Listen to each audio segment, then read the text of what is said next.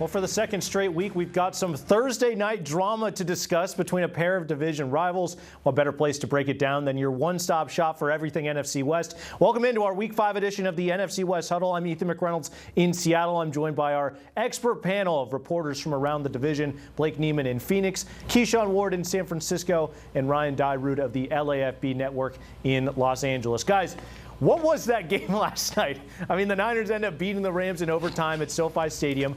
We saw goal line fumbles, blocked kicks, almost a 60-yarder as well, coming from a Niners kicker as well. Didn't think we'd see that. Keyshawn, I'll go to you first on this one. How big of a win was that for San Francisco, especially with Brock Purdy out? Oh my God, Ethan, that was a massive win. I mean, we had like pretty much an injury-ravaged roster going into that game last night. I mean, we were pretty much underdogs from all the talking heads on TV. I mean, everybody had the Rams blowing out the Niners. But that was a complete team win. They pretty much won on every side of the ball in all phases. Starting offense, Mac Jones stepping up in his third start, improving to 3-0. Mac went from, he threw for 342 yards passing, 2 touchdowns, and he had Kendrick Bourne out there looking like a prime Stephon Diggs. I mean, he went 10 catches for 142 yards receiving. Then on defense, they were far from perfect, but they made the plays when it mattered. I'm sure most 49er fans were pretty much on the edge of the seats like, oh my God, we were this close, about to lose. But then Kyron Williams fumbled at the 1-yard line. Guess who did it? It was the rookie defensive tackle, Alfred Collins. He punched that ball out, recovered it, giving the Niners the ball back. And then, Marquise Siegel, he's having a tough time in coverage this season, and the same happened last night against the Rams. But he made the play when it mattered. On 4th and 1, I'm sure everybody saw all the Niners pretty much cave the Rams in, but the guy who stopped Kyron's momentum was Siegel. He came in off the edge, and then, Williams trying to get an extra yard, Siegel pushing back, and that sealed the win for the Niners. But before we finish off on my points, on special teams, Jordan Elliott had a very important block on PAT that tied the game 20-20, the Rams having a 21-20 lead. And then Eddie Pinheiro, oh my God, I mean, you mentioned he had that 60-yard kick, and he went 4 for 4 last night. It's been a sigh of relief in the kicking game after dealing with Jake Moody for the past couple of seasons. So yeah, it's a complete team win by the Niners. Brock Purdy out, Mac Jones stepped up. He was lights out last night, and he's playing hurt. I mean, you could tell how much pain he was in. Keyshawn, is there a quarterback competition brewing between Macaroni Jones and the $1 million man and Brock Purdy? You know what, Ethan? Oh, man, that's, the big talking point on all the shows right now. And I wouldn't say it's a QB controversy, but I will say I think Purdy could sit back and relax for the time being. He needs to just fully recover because Mac is holding up his part in the end of the bargain. He's doing his thing right now. I mean, he's 3-0. Don't have a lot of turnovers on his end. Fighting he's like a warrior out there, man. I mean, you guys watch the game. He looked like he's pushed out of the game. He was grabbing his knee, and when I think it was Brian Young knocked him down, and I thought Mac was done. But he got up at the commercial break, ran back to the sideline, clapped his hands like, yeah, let's go. We're pretty much good to go. And he finished the game. And then I don't think nobody knew this, but Kyle Shanahan said he was cramping up in his arms and almost had to go to his locker room and get an IV. So that's a true warrior-like mentality by Mac Jones. So Purdy, if you're listening, don't rush back, man. We're good right now with Mac. Just sit back and relax. The job is yours when you get back. But I'm not going to lie, Ethan, there's memes out there. People are saying this is like the 2001 Patriots when Drew Bledsoe got knocked out and Tom Brady came in and we saw how that story finish. So not a controversy, but, hey, Purdy, sit back and relax. Sit back and relax. Yeah, Brock Purdy, noted listener of the NFC West Huddle. Love that he's watching here. Ryan, I'll go over to you. The Rams brought this game all the way back, that halftime deficit, forced in overtime, had a chance to tie it with a field goal in overtime, but Sean McVay decides to go for it. They come up short. What do you make of the Rams? I mean, the second heartbreaking loss in the past 5 days for the Rams. What do you make of it? Yeah, I thought about wearing a paper bag on this show, gentlemen, but decided against it. Then I thought maybe plastic bag would be better, but obviously in California, those aren't allowed. So here I am trying to face the music with all of you guys. And, no disrespect to Mac Jones. I think he had a really nice game, but let's not pretend the Rams defense was anything but very subpar last night. Only 15 pressures, their worst of the entire season, even less than their opening season game. The secondary has not been up to par all season long. I've talked about that a bunch. Obviously, with Akella Witherspoon out, they don't have a true CB1. And Kendrick Bourne, you mentioned, Keyshawn, I mean, I thought the reincarnation of Jerry Rice last night, what he was able to do with 10 catches, 140-plus yards, and they were just eating up the middle of the field all night long. No adjustments from defensive coordinator Chris Shula. No, two-man high over the top to neutralize that or whatnot. So the Niners were just taking what the Rams were giving them and just eating their lunch and doing it too. So it was a rough loss for this Rams team. They ended up as a 9-point favorite ahead of the game, which is an astronomical number in terms of professional football. I mean, that's looking at like collegiate football numbers in terms of lines. So a huge letdown. The offense showed well in spurts. Matthew Stafford, 389 yards, 3 touchdowns. I mean, he is looking like a true MVP out there. Kyren Williams had a good game, but unfortunately, when you fumble on the goal line to take the lead, that's what the narrative is going to be, especially when you have a history of fumbles. And 4 more points left off the board with a blocked extra PAT and a missed field goal from Josh Carty. So this kicking game is a real issue and has now cost them twice, which is why they're 3-2. So an unfortunate game. I do expect this team to bounce back, especially with the mini bye. But for whatever reason, Kyle Shanahan's got Sean McVay's number. It had a little 1.5-year hiatus, but now it seems to be back. And, Eddie Pinheiro must be sleeping on Kyle Shanahan's couch and just heaping praise for what they've gone through in the kicking game up there in San Francisco. Yeah, I don't know if a game can get any crazier than that. And we still have a full weekend slate to look ahead to, so let's start looking ahead to the weekend. Blake, over to you now. Your Cardinals are 7.5-point home favorites against rookie quarterback Cam Ward and the Titans. Not quite the 9.5 that Ryan mentioned. You talk about college football spreads, but 7.5, pretty drastic. What's the latest on your Cardinals heading into this one? I know you had another running back going down injured. And how do you see the game playing out on Sunday? Yes, brutal announcement for injury for the Cardinals. Once again, losing one of their running backs. Trey Benson has been placed on IR, will miss at least the next 4 games with a knee injury. That's after their starting running back, James Conner, went down with a season-ending ankle injury earlier this season. So the run game has been severely depleted for the Cardinals. But again, this is the Tennessee Titans we are talking about right now, currently on a 10-game losing streak dating back to last season. If they suffer another loss on Sunday, it'll be a record for most losses they've had since they moved from then being the Oilers to moving to Tennessee back in 1997. So it's a rough patch for them. To mince words for Cam Ward, the Titans quarterback, because he did not mince any in his press conference after their loss. To keep it 100, we're trash. I mean, the way Cam Ward has been talking about his team, it's just he knows they're in a rough spot. But look, he was the #1 overall pick for a reason.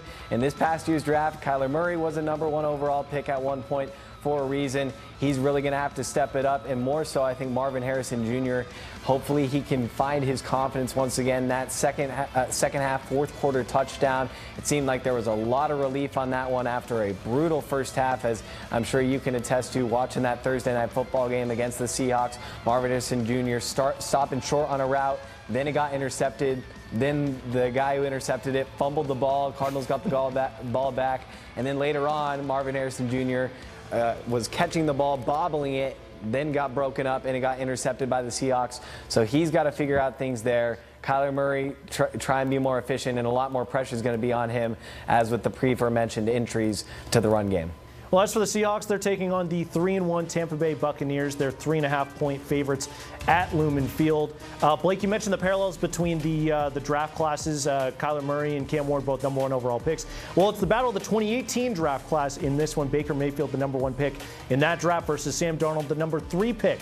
So battle at the quarterback position there. For the Seahawks, it's going to be yet another week where their depth will be tested on the defensive side of the ball after missing weeks 2 and 3, but returning for Thursday Night Football last week. Devin Witherspoon has been ruled out with a knee injury. Julian Love also ruled out, so that secondary will be short-handed. Julian Love returned last Thursday after missing week 3. Did not practice at all this week. He will be out on Sunday.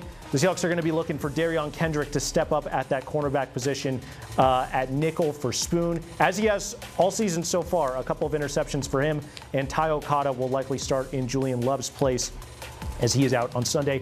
DeMarcus Lawrence, big loss for this defensive line. He is also out on Sunday. He picked up a quad injury, didn't practice all week. That's going to be a very big loss, a very tough spot to fill. He hasn't shown up too much in the stat sheet, but man, he has been incredible. It's hard to overstate how much he has meant to that defensive line and them taking a step forward this year, especially against the run. But for as many injuries that the Hawks are dealing with, the Bucs injury report is about 10 times as long. Mike Evans and Bucky Irving, two guys not expected to go on Sunday. I like the Seahawks to handle business this week and get a second straight win at home, which would be huge at recapturing that Lumen Field aura that we've lost in recent years. And then Hawk fans can head across the street to T-Mobile Park for Game 2 of the ALDS right after. Hopefully we're coming back here on the Huddle next week, celebrating 2 wins on Sunday here in Seattle. All right, let's move on to our next topic. The NFL's new overtime rules have been in the spotlight so far this year, with both teams now guaranteed a possession in the extra period. We saw the Cowboys and Packers tie in primetime last week. Then we saw how Rams-Niners played out yesterday. So I'm curious about each of your thoughts. How do we feel about the new regular season overtime rules in general? Ryan, I'll go to you first. Yeah, it's obviously it's for the fans. I think it's the right call, right? Like I can give my opinion, but the fans want to see each quarterback get an opportunity no matter what. And so that's what the NFL is kind of given when you see some of these elite quarterbacks, and we can, and I know the overtime is still different in the playoff versus the regular season, but how many great games have we seen where the duels of Josh Allen and Patrick Mahomes and one guy doesn't even get the ball because the other guy just has to walk off on the first possession. So this gives a nice opportunity, I think, to see both offenses. I'm kind of an old school. Like, if your defense was able to stop someone all game and then you can't do it on one possession, then you probably deserve to lose. But maybe that's more of a old school, get off my lawn approach. And this new school, everyone gets a chance, right? Let's give everyone equal opportunities. So it's fun. I think it's fun for the game, and I think it's what the fans want, which is why I think it's the right move to do. Yeah, do not step on Ryan Dyrud's lawn. It will not go well for you. Blake, what about you? What are your thoughts on the new overtime rules? Yeah, I think there's some mixed emotions from what I've heard around this. I mean, considering my point of view on it, I think the sudden death kind of nature of the overtime rules in the past have made for super exciting, tense moments. When you get to the overtime period, it is do or die. If the opponent scores, the game is over. If you get a stop, you get the ball back, you kick a field goal, then you win the game. I just like the sudden deathness of it. I mean, I'm a former wrestler, and when you go to overtime, if you get the first takedown, then you win the match. So I just like that win it and then you're done kind of nature. But I can see the point of view just given the Josh Allen, Patrick Mahomes battles in overtime in the playoffs and how another quarterback hasn't gotten an opportunity, mainly Josh Allen not getting that opportunity. I think it's going to cater more to what we see in college football, where opponents, obviously it's not going to be the same exact rules, but like in college, they start on the 25, the opponent scores, then another chance for the other team to try and score. So we might see more multiple overtimes, or maybe we see a tie like we saw on last Sunday between the Packers and the Cowboys. But we'll be in for a treat for sure. Yeah, definitely a lot of drama with this new format. Keyshawn, you're next. What do you think about the new overtime? I actually like it. I mean, there's something about a team losing a game because they lost a coin toss. Because if your defense hasn't been able to make a stop all game, like the Rams corners this past Thursday, then why should they make the play in overtime? So no disrespect to Ryan, but I had to add that in there. But whatever, in all seriousness, you guys mentioned, you guys mentioned the Patrick Mahomes and Josh Allen. I go back a little bit when I was probably about 8 years old at the time. I remember when the Panthers beat the Rams in overtime, and it was a Steve Smith slant, took it to the house. And I remember my dad was like, man, that was pretty much the chapter closing on the greatest show on turf. So it's just something about giving the team the opportunity to get the ball back, and you could kind of sleep well. And especially from the fan perspective, you always wonder, what if, what if we did get the ball back? Will we have, scored a touchdown and probably win the game? Who knows? So, yeah, I actually like these rules instead, the old school way. Yeah, Keyshawn, I agree with what you guys are saying. I think losing the game on a coin flip, Keyshawn, I completely agree, is absolutely unfair. So I think it is a step in the right direction. And, Blake, I see what you're saying with the overtime nature of it, and I can see that side of the argument. But I don't know, the touchdown to end it without the other team getting the ball from from a fan perspective watching it, I don't know, it sort of feels a little incomplete without the other team getting a chance. So I think I like this rule change. I think it's a step in the right direction. I do think that this change, combined with overtime now being just 10 minutes instead of 15, which I think was back in 2017 when they made that change, it's going to result in more ties. I mean, think of if, you know, that Packers-Cowboys game had 5 extra minutes, what drama would have ensued there.